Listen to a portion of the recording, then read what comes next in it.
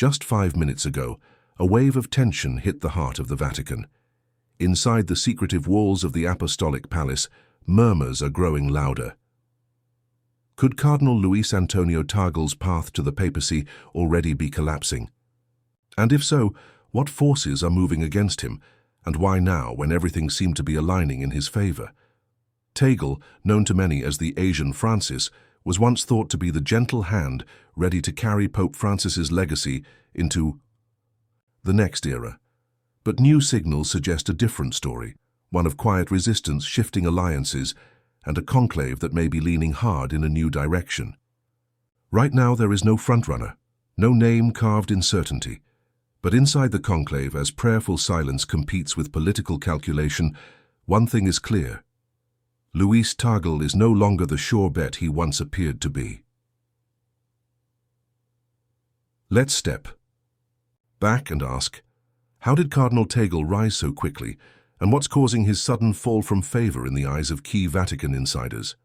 After the rise of Tagle, a global star in a local church, Luis Antonio Tagle, the 67-year-old cardinal from the Philippines, has long been seen as the natural successor to Pope Francis, soft-spoken, deeply emotional in his preaching, and deeply committed to social justice.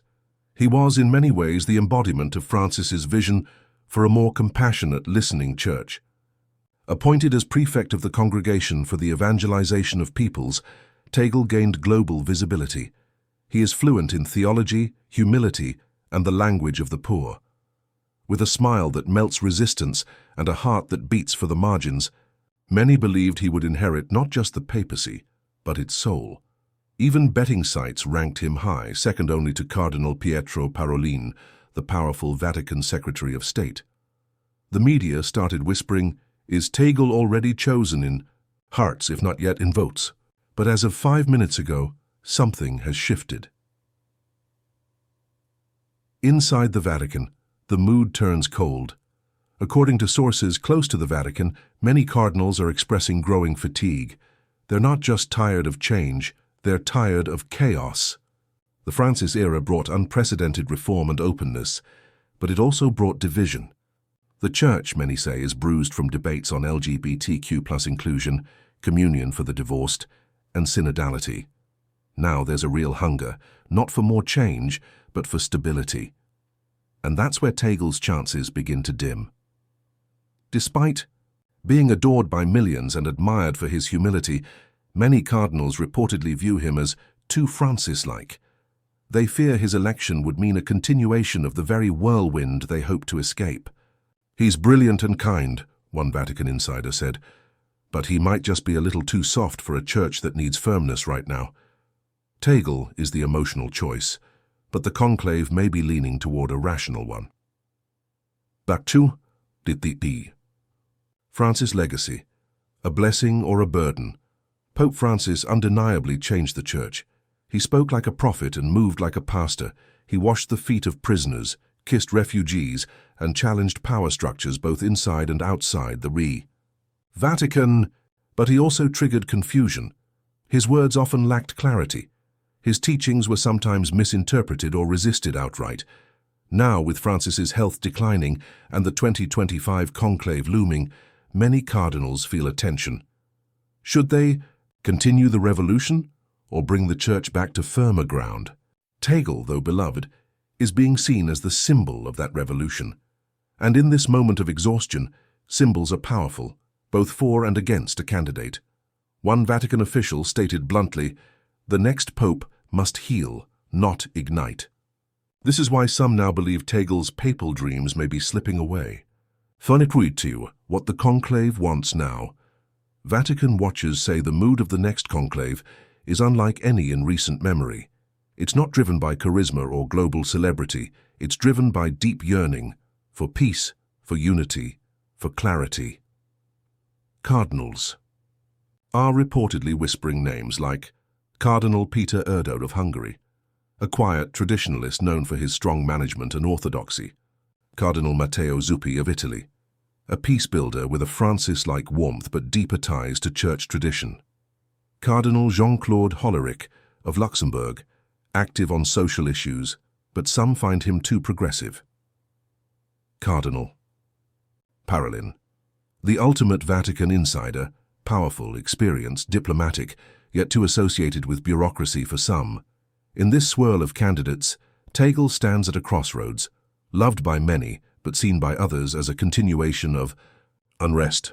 Young by Vatican standards, yet potentially too young for a long, uncharted pontificate, and therein lies the paradox. Is his strength also his liability?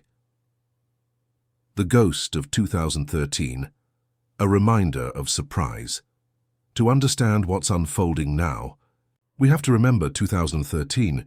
Back then all eyes were on two names, Cardinal Angelo Scola and Cardinal Peter Turkson.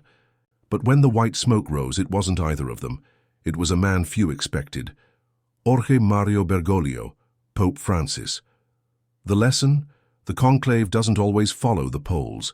It follows the spirit, the conversations, the moments of grace that happen behind those sealed chapel doors. Tagle's visibility could be his undoing. As in 2013, the cardinals might quietly shift their attention to someone not at the top of every journalist's list, someone humble, healing, and surprisingly hidden. Tagle's youth. A long road or a long risk? At 67, Tagle is on the younger side for a pope. That's attractive to those who want consistency for the next 20-plus years. But it also stirs caution. Some cardinals remember how John Paul II's long pontificate grew difficult during his illness. A younger pope could mean decades of uncertainty, if divisions deepen. One observer noted, Tagle's age is both his promise and his risk. You're not just voting for a man, you're voting for a generation.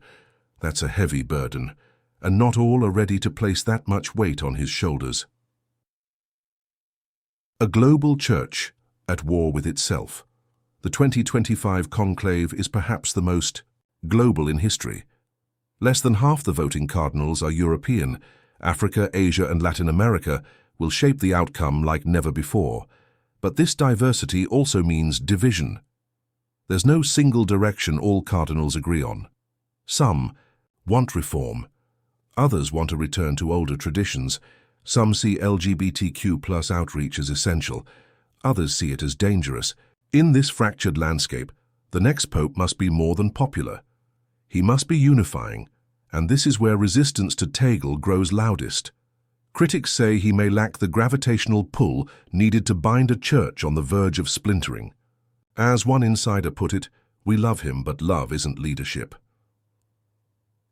So is it over for Tagle? Not yet, but the ground beneath him is shifting. Support is splintering. Momentum is slowing. And inside the Sistine Chapel, support doesn't always look like applause. Sometimes it's silent nods. Other times, it's absence. The real question isn't, will Tagle become the next pope? It's, is the church ready for what Tagle represents? If the answer is yes, he may yet surprise the world. If the answer is no, his moment may pass, not with drama, but with quiet disappointment. As the hours tick down toward the 2025 conclave, the Catholic world watches and waits. Prayers rise like incense, hopes clash with fears. And somewhere, deep in reflection, Cardinal Tagle must be wondering if his time has come, or if the Church is gently telling him to wait. Because this is no ordinary election. This is the spiritual heartbeat of 1.3 billion people, and 5 minutes ago, that heartbeat changed.